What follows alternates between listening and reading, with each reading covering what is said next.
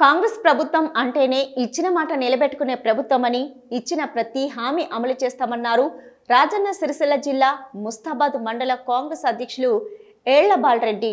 కాంగ్రెస్ ప్రభుత్వం ప్రతిష్టాత్మకంగా చేపట్టిన గృహజ్యోతి పథకం ప్రారంభోత్సవానికి ముఖ్య అతిథిగా హాజరైన బాలరెడ్డి జెడ్పీటీసీ గుండం నర్సయ్యతో కలిసి ప్రారంభించి వినియోగదారులకు జీరో విద్యుత్ బిల్లులు అందించారు. ఈ సందర్భంగా వారు మాట్లాడుతూ జిల్లాలో 83,000 మంది విద్యుత్ వినియోగదారులకు గృహజ్యోతితో మేలు జరుగుతుందన్నారు బాలరెడ్డి.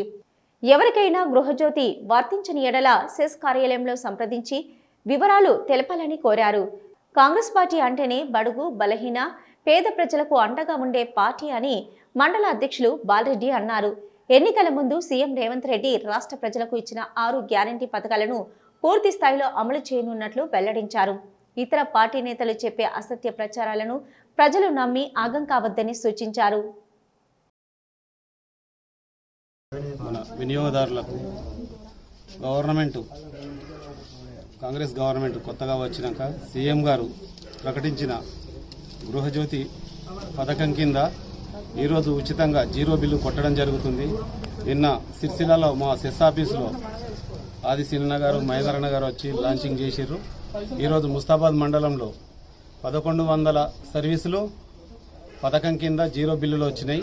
ఇంకా ఏమన్నా తప్పిపోయి ఉంటే వాళ్ళు మరియు ఆఫీస్కి వచ్చి వాళ్ళు డాక్యుమెంట్ తీసుకొచ్చి కొట్టించుకున్నట్టయితే మళ్ళా నెలలో వచ్చే అవకాశం ఉంటుంది. ఎందుకంటే వాళ్ళు మనకు డాక్యుమెంట్ ఇవ్వకుండా మాకు రాలేదని బొబ్బ పెడితే అది సాధ్యం కాదు. 170,000 కనెక్షన్లు ఉన్నాయి. 170,000 కనెక్షన్లు ఉంటే అందులో సెకండ్ కేటగిరీ అన్నీ ఓను. మనకు 80,000 కనెక్షన్లకు ఈ ఉచిత కరెంట్ అనేది జీరో బిల్లులో యాడ్ అయినాయి వచ్చినాయి. రూపాయి బిల్లు లేకుండా మరి ఉచితంగా 200 యూనిట్ల వరకు ఉచిత విద్యుత్ కార్యక్రమాన్ని మరి మండల కేంద్రంలో మరి జిల్లా పరిషత్ సభ్యులు గుండం నర్సయ్య గారు, మరి చెస్ డైరెక్టరు సందుపట్ల అంజరెడ్డి గారు, మరి చెస్ ఏడి గారి ఆధ్వర్యంలో ఈరోజు ముస్తాబాద్ మండల కేంద్రంలో కార్యక్రమాన్ని స్టార్ట్ చేయడం జరిగింది.